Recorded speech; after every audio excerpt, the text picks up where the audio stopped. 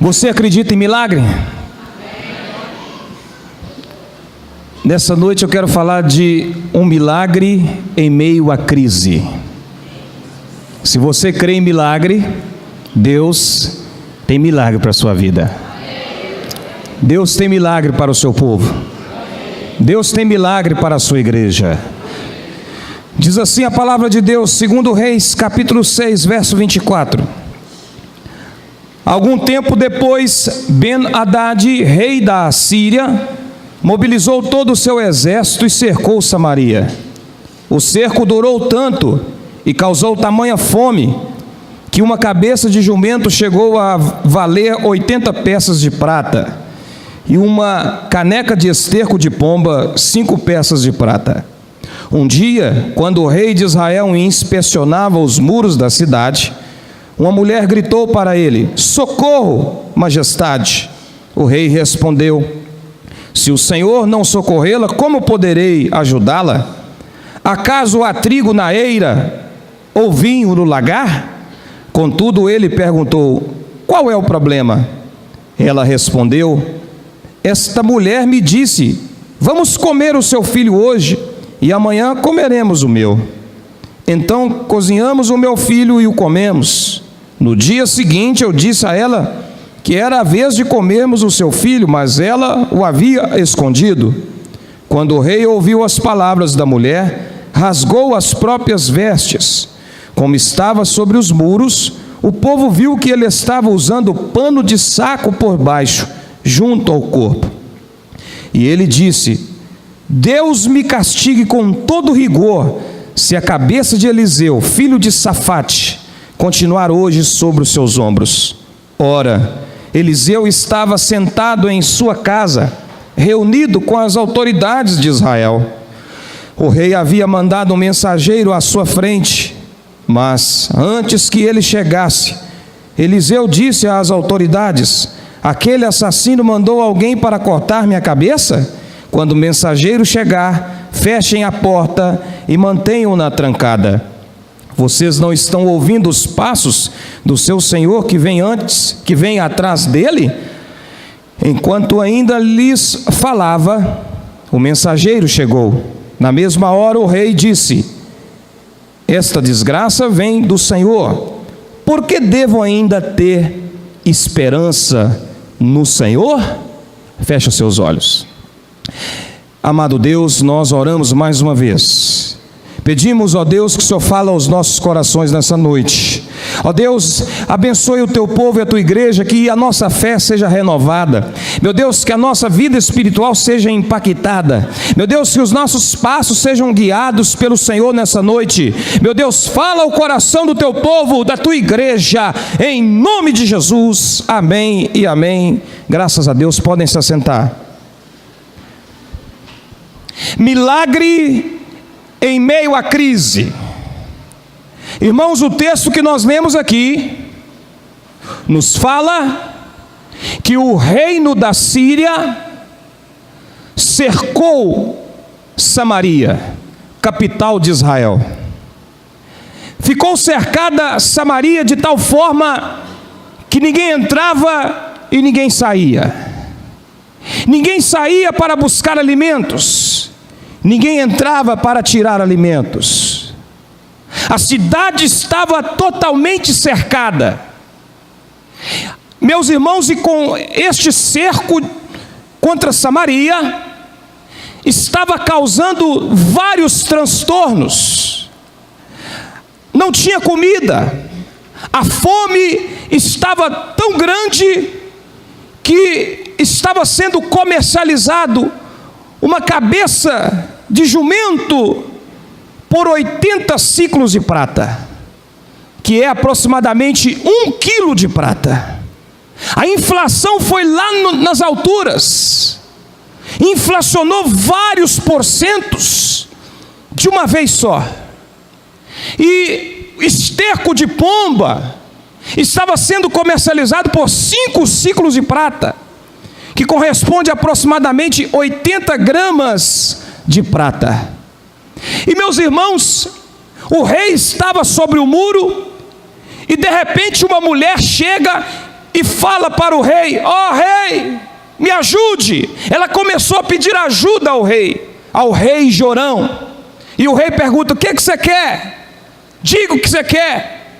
Ela disse assim: olha, eu quero justiça, porque eu combinei com uma determinada mulher para que nós comêssemos o filho dela hoje, e nós comemos. Mas no outro dia, no primeiro dia, na verdade, ela disse assim: olha, vamos comer o meu filho, e no outro dia a gente come o seu filho. Quando foi no outro dia, a mulher escondeu o seu filho. Meus irmãos, tamanha era a fome em Israel, que os próprios pais estavam comendo os seus próprios filhos. Imagine, você está cercado e acaba a comida e você tem que comer o seu próprio filho para você não morrer de fome. A situação em Israel estava desse jeito. E por que? Você pergunta, por que Deus permitiu isto? Deus permitiu isso, irmãos, porque o povo estava em desobediência a Deus. Quando aquela mulher disse para o rei que o filho da outra estava escondido, o rei rasgou as suas vestes, e por baixo das suas vestes tinha pano de saco. Mas na verdade o rei Jorão, ele não estava usando pano de saco num gesto de arrependimento, porque era cultura, era costume de Israel usar roupa de saco para se prostrar diante de Deus em arrependimento pelos seus pecados. O rei estava usando o pano de saco, mas é porque ele estava irado, ele estava indignado com o próprio Deus, ele estava irado com o profeta Eliseu. Irmãos, e quantas pessoas se comportam dessa forma nos dias de hoje? Muitas vezes as pessoas estão erradas e elas querem culpar, elas querem transferir a culpa para outras pessoas. Ela não quer assumir a sua própria culpa, o seu próprio erro. A Bíblia diz: de que se queixa o homem vivente, queixe-se dos seus próprios pecados. Não podemos transferir a culpa, precisamos assumir o nosso erro. E o rei Jorão, ele estava errado e ele não assumiu o seu erro, ele estava indignado com o profeta. E ele então disse assim: olha, que Deus me castigue se a cabeça de Eliseu permanecer sobre os seus ombros, porque de hoje ele não passa, eu vou acabar com a vida dele. O rei estava indignado, jogando a culpa em Eliseu por causa do cerco, mas aquele cerco estava acontecendo porque o povo estava em desobediência. E não é para tanto, porque Jorão, ele era filho de Jezabel e Acabe. Olha a cria do infeliz. E ele estava herdando as mesmas atitudes de seus pais. Ele estava cheio de idolatrias, cheio de paganismos, cheio de adoração a ídolos. E Deus, ele não divide a glória dele com ninguém. Deus, ele quer ser adorado, ele quer ser glorificado única e exclusivamente. E nessa noite Deus está dizendo para você: olha, abra o teu coração para mim, arrependa-se dos seus pecados, tenha convicção dos seus pecados, tenha convicção dos seus erros, se prostre diante de mim, rasgue não as suas vestes, mas rasgue o seu coração diante de mim, porque eu quero abrir as portas, eu quero abrir os céus para abençoar a tua vida. Precisamos, irmãos, nos prostrar diante de Deus. Precisamos, irmãos, reclamar menos e agradecer mais. Precisamos obedecer mais e renunciar mais às nossas próprias vontades. Precisamos, irmãos, nos derreter diante de Deus. Precisamos fazer como o profeta Joel disse: saia o noivo da sua câmara, saia a noiva do seu tálamo, reúnam-se os anciãos, reúnam-se os mancebos, as crianças, chorem os ministros de Deus, sacerdotes, proclamai um jejum, santificai um dia de proibição. Precisamos nos prostrar diante de Deus para que Deus derrame um verdadeiro avivamento sobre a igreja. Não podemos ficar nos queixando, irmãos. De que se queixa o homem vivente? E o rei Jorão então manda um mensageiro, provavelmente para matar Eliseu. E Eliseu estava na sua casa reunido com os anciãos de Israel, autoridades sobre Israel. E Eliseu disse assim: olha, vocês estão ouvindo os passos do Senhor de vocês? Porque ele enviou um mensageiro para vir matar a mim. Irmãos, Deus já tinha falado com Eliseu. Eliseu tinha uma comunhão com Deus tão gostosa, ele tinha um canal aberto com Deus, que Deus falava com ele. E não foi uma nem duas vezes não, Deus falava sempre com Eliseu. Deus sempre falava, tanto é que o rei da Síria, uma vez ele ficou indignado, porque ele tinha lá os segredos dele, e aí Deus falava para Eliseu as estratégias da Síria, e contava tudo para o rei de Israel. E um dia o rei da Síria ficou indignado, mas tem um X9 aqui no meio, tem um dedo duro aqui, tem um delator aqui, tem alguém que está fazendo alguma delação premiada aqui, não é possível. E tudo que eu penso, aí ele falou assim: não, rei, negócio é que o Senhor, tudo que o Senhor pensa na tua câmara de dormir, o Deus de Eliseu vai lá e fala com ele no ouvido dele. Ele tinha comunhão com Deus, e Eliseu já sabia que o rei Jorão tinha mandado um mensageiro para matá-lo. E quando, antes do mensageiro chegar, Eliseu falou assim: olha, tranca a porta, não deixa ele entrar não. E a porta ficou trancada, o mensageiro chegou. Logo depois do mensageiro já chegou o rei também, porque o rei parece que queria conferir se realmente ia matar mesmo o infeliz. E então o rei ficou indignado, querendo que matasse. Mas aí quando chegou, Eliseu só falou assim: ó, amanhã a estas horas, a cabeça de jumento está custando 80 ciclos de prata, não é? O esterco de pombo está custando 5 ciclos, pois amanhã a estas horas, coloca no seu relógio aí, 1 medida de trigo e 2 medidas de cevada vai custar 1 ciclo de prata. Irmão, Deus estava falando: olha, a inflação ela vai despencar lá de cima e vai lá embaixo. O trigo, a cevada vai estar baratinho. Hoje está caro, é a cabeça do jumento, mas amanhã o trigo e a cevada vai estar baratinho, porque há Deus em Israel. Irmão, e Deus está dizendo para você nessa noite: Ele é o Deus que faz milagre na tua vida, Ele é o Deus que realiza o milagre na tua vida. Quem crê, levanta a mão, joga a mão para cima e dá glória, e aplaude o nome do Senhor, aleluias, glória a Deus. Deus é o Deus dos milagres. E aí o mensageiro falou assim: mas como é que isso pode acontecer? Aí você vê o mensageiro de Jorão falou assim: ainda que Deus abrisse as portas do céu, como é que isso ia acontecer? Olha para você ver a incredulidade do mensageiro do rei Jorão. E Eliseu falou com ele assim: é mesmo? Pois tem uma coisa, você vai ver o milagre acontecendo, você vai ver a comida sobrando lá, você vai ver, mas não é para o seu bico não, que você não vai comer não. Você vai ver, mas você não vai comer, porque você vai morrer. Irmãos, foi dada a palavra profética através do profeta Eliseu. E o profeta de Deus, quando Deus fala, Deus ele cumpre a sua palavra. Quantos estão firmados na promessa de Deus? Eu estou debaixo da promessa de Deus. Você também está debaixo da promessa de Deus? Amém? E então, irmãos, aí o texto começa a narrar agora, já começa a narrar sobre 4 leprosos. Houve um episódio lá na casa de Eliseu, Eliseu profetizou, o mensageiro não creu, como eu havia dito, e agora já começa a narrar sobre 4 leprosos. Aparecem 4 leprosos e eles estão ali filosofando. Eles começam a falar assim: olha gente, se a gente ficar aqui nós vamos morrer de fome. Se a gente for lá na cidade também nós vamos morrer de fome, porque lá não tem nada que comer. Vamos fazer o seguinte, vamos lá para o arraial dos Círios. Se eles nos deixar viver, nós vivemos, senão nós morremos. Olha, a filosofia deles era essa: vamos lá, nós não temos nada a perder mesmo.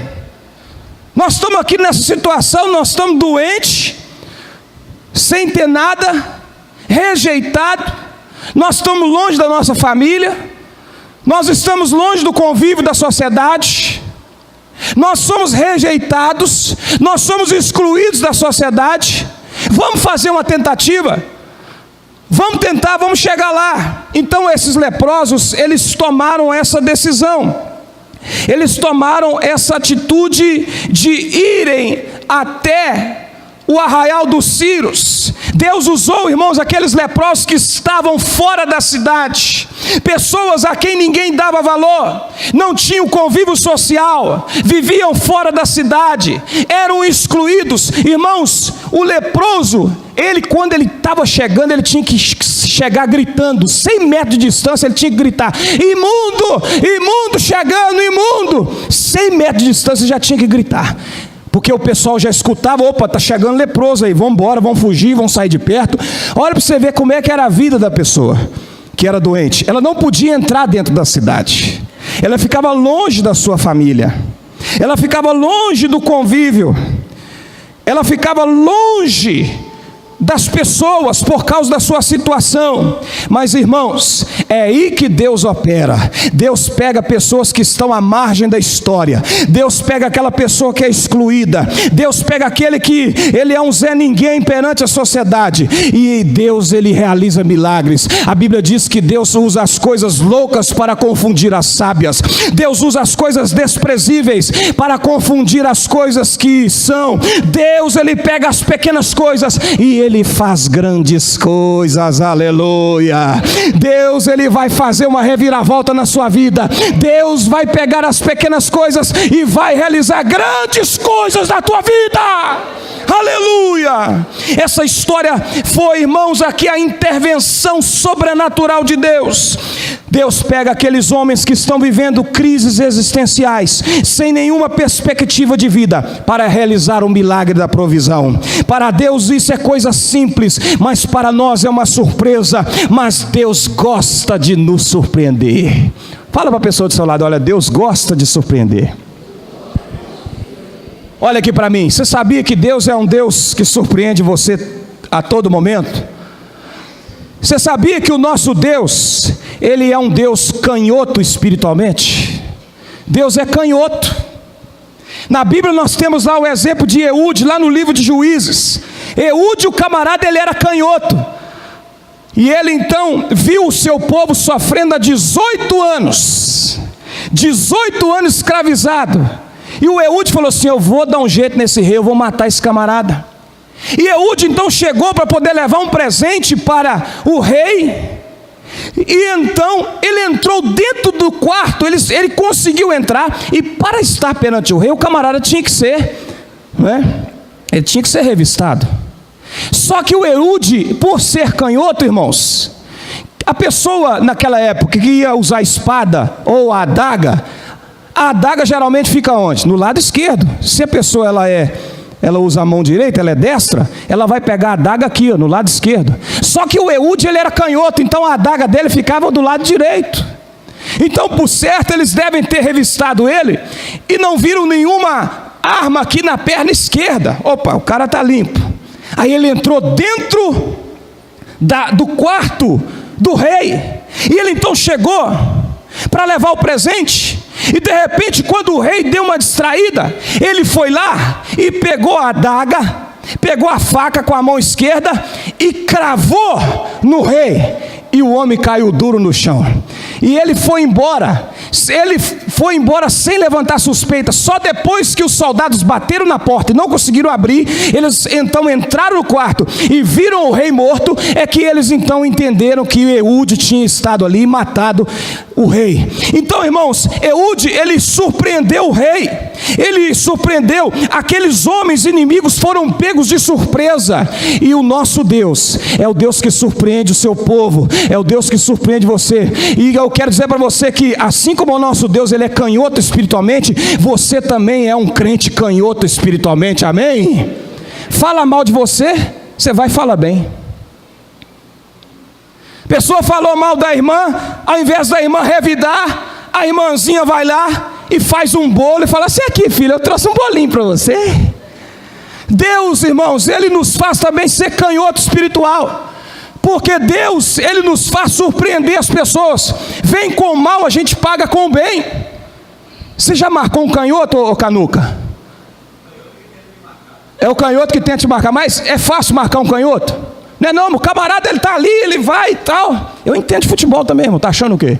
Não é? E o cara, você não sabe, ele está fazendo aquele drible ali, você não sabe se ele vai chutar com a perna esquerda ou com a perna direita. De repente ele chuta com a perna esquerda, faz o gol. Marcar um canhoto é a coisa mais difícil que tem. É difícil você marcar um canhoto. E Deus também, irmãos, Ele é canhoto. Vocês já ouviram aquela história que o pastor teve uma visão de um caixão, ele foi orar para a irmã, ele foi e teve uma visão do caixão. E aí, quer dizer, se ele ora para a irmã e tem uma visão do caixão, ele está achando que a mulher vai morrer. Passou uns dias, sabe quem morreu? O marido da mulher. Realmente teve morte, mas o defunto foi outro. Deus é um Deus que surpreende a gente. A gente fica surpreso. Você vai ver a história de Moisés. Deus falou assim: Moisés, você vai para o Egito, e quando você chegar lá, você vai colocar o seu cajado no chão, e o seu cajado vai se tornar em uma serpente. E aí quando Deus falou isso, eu imagino Moisés e Arão conversando, e Arão falou assim: então meu filho, quando você jogar o cajado e virar serpente, o faraó vai converter na hora. Então eles ficaram ali empolgados, e Deus então mandou Moisés para o Egito. De repente chega lá Moisés, aqueles homens, não é, do deserto, Moisés e Arão diante de Faraó. E aí Faraó chega com aquela voz: que Deus é o Deus de vocês para que eu obedeça? E Moisés então, aí ele vai e joga o cajado no chão. Quando ele joga o cajado, aí a cobrinha fica lá, mexendo. Aí Arão fala assim: agora Moisés, é agora que ele vai converter. Pera, calma Arão, calma. E então, irmãos, aquela cobra mexendo. Aí Faraó fala assim: mande chamar Janes e Jambres. A dupla Janes e Jambres. Aí chega Janes e Jambres, aqueles camaradas chegam com aquela pompa, não é, bem vestido, homens do Egito, roupas de linho, roupa chique. E aí fica lá a multidão, irmão, aquelas pessoas, eu imagino, ficam olhando para Moisés e Arão, aqueles homens com aquela roupa do deserto, e olhando para Janes e Jambres, aqueles homens chique do Egito, e eles ficam olhando, fica aquela multidão olhando, quem que vai vencer? Quem vai vencer? E Janes e Jambres então, eles pegam 2 cajados e jogam no chão. Olha para você ver a força de Faraó.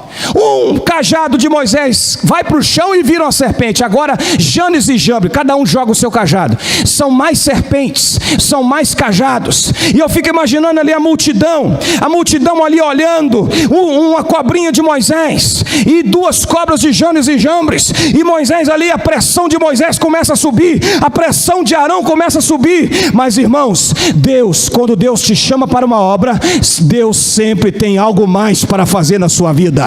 Eu imagino que Moisés, ele estava esperando: Deus vai fazer algo mais, Deus vai fazer algo mais. E de repente, irmãos, aquelas 2 cobras ali, andando no meio da cobra de Moisés, de repente a cobra de Moisés, ela então começa a engolir, ela engole uma cobra, ela engole a cobra do Janes, daí a pouco ela engole a cobra do Jambres. Sabe por quê? O nosso Deus, ele surpreende, o nosso Deus, ele faz coisa grande. Aplauda o nome do Senhor. Uhul! Oh glória! Glória a Deus! Deus surpreende você, igreja. Alexandre, Deus vai surpreender você, Alexandre. Aleluia! Deus vai surpreender você, Marilza. Já está surpreendendo. Aleluia! Robert, Deus vai surpreender você, varão. Oh, aleluia! Silvânia, Deus vai surpreender a tua vida, varoa. Eita glória! Irmão, é assim que Deus faz, meu filho. O nosso Deus é o Deus da surpresa. É igual uma vez um pastor conhecido meu, ele contou o testemunho que ele chegou na casa da mulher, e aí fez um culto lá e falou assim: Jesus me curou do câncer. Aí a mulher da casa, ela era, né, das entidades e tal, e ela falou assim: eu também fui curada do câncer, a entidade tal me curou do câncer. Aí o pastor ficou caladinho, né? Ficou triste. Aí depois acabou o culto, a mulher falou assim: vamos, quero mostrar minha casa para vocês. E foi mostrando os quartos, e foi mostrando a casa e tal. Daí a pouco ela chegou no quarto dela e falou assim: ó. Aí o pastor viu um monte de remédio em cima da cômoda. Aí falou assim: olha, que tanto de remédio é esse aqui? Aí a mulher falou assim: isso aí é o seguinte, esse remédio aqui, ó, é para eu dormir. Esse outro aqui, se eu não tomar, eu não pisco. Esse aqui, se eu não tomar, eu não consigo nem caminhar direito. E esse outro aqui, que é tanto de remédio. Aí Deus falou no coração do pastor: é agora, joga que a cobra vai comer. Joga agora, é agora. Aí o pastor: você é engraçado, Jesus me curou do câncer e nem aspirina eu preciso tomar. Sabe por quê, irmão? Nosso Deus, Ele é o Todo-Poderoso. Aplauda o nome do Senhor, aleluia! Oh, glória! Nosso Deus é maior, irmão. Ele faz coisa grande. Deus sempre tem algo mais. Glória a Deus. Então, irmãos, Deus surpreendeu aquelas pessoas. Os 4 leprosos, eles entraram no arraial dos Círios, e quando eles chegaram lá para poder pedir alimento, não tinha ninguém lá, não tinha mais ninguém lá, estava só as barracas montadas, tinha comida, tinha um monte de coisa, mas não tinha nenhum soldado. E eles então viram tudo vazio, e eles começaram a saquear, começaram a comer, e foram comendo, e foram alimentando, e foram comendo, e comendo. Aí de repente eles falam assim: peraí, se a gente ficar pensando só em nós, alguma coisa ruim vai acontecer com a gente. Então vamos fazer o seguinte: vamos lá na cidade de Samaria e vamos avisar para o povo lá que o arraial está vazio. Sabe por que estava vazio, irmãos? A Bíblia diz que os assírios, eles ouviram um grande ruído. A vinda dos 4 leprosos fez com que eles entendessem que estava vindo um grande exército. Eles falaram assim: olha, está vindo um grande exército. Parece que os israelitas, eles contrataram aí uns homens, uns mercenários, contrataram egípcios, contrataram heteus para vir contra a gente. Vamos fugir, que senão nós vamos morrer. Eles acharam que estava vindo um grande exército contra a vida deles. O que eles fizeram? Eles deixaram tudo lá no arraial e foram embora, fugiram, saíram correndo. Então aí os leprosos, eles comeram aqueles alimentos ali, encheram o pandu, tiraram a barriga da miséria, e eles foram então até a cidade. Quando eles chegaram na cidade, ele falou assim: olha, avisa o rei que o arraial dos Círios está vazio, não tem ninguém mais, não tem mais. Fizeram então a notícia chegar no rei. O rei Jorão ficou sabendo e falou assim: isso aí é armadilha, eles estão escondidos. Só para você ver como é que o rei também era incrédulo. Ele falou assim: eles estão escondidos, quando a gente for lá, eles vão pegar a gente. Aí um conselheiro do rei falou assim: rei, mas vale a pena a gente tentar. Se a gente não correr esse risco, nós vamos morrer aqui de fome. Então o rei permitiu, enviou 2 cavalos, e eles foram então. Quando eles chegaram lá, os homens do rei chegaram no arraial, viram que não tinha ninguém realmente. Olha o milagre de Deus acontecendo. Eles então andaram mais 40 quilômetros até o Rio Jordão. Chegou lá, só tinha bolsa, só tinha roupa. Os soldados já tinham ido embora, Eles voltaram e falaram assim: rei Jorão, realmente está tudo vazio, libera o povo, rei, libera o pessoal para ir lá buscar comida. O rei falou assim: olha, pode liberar, abram as portas e vão todo mundo lá. E o povo foi, irmãos, a multidão foi, e se cumpriu a palavra do profeta Eliseu, que no outro dia 1 medida de trigo, 2 medidas de cevada estaria custando 1 ciclo de prata. Deus realizou um milagre, a inflação despencou até lá embaixo, o povo recebeu alimento, o milagre do Senhor aconteceu. Aplauda o nome do Senhor, igreja. Aleluias. Irmãos, Deus, Ele fez isso. Deus surpreendeu o seu povo. Deus surpreendeu. A Bíblia está cheia de exemplos que Deus surpreende o seu povo. Quem está esperando Deus surpreender a sua vida aí?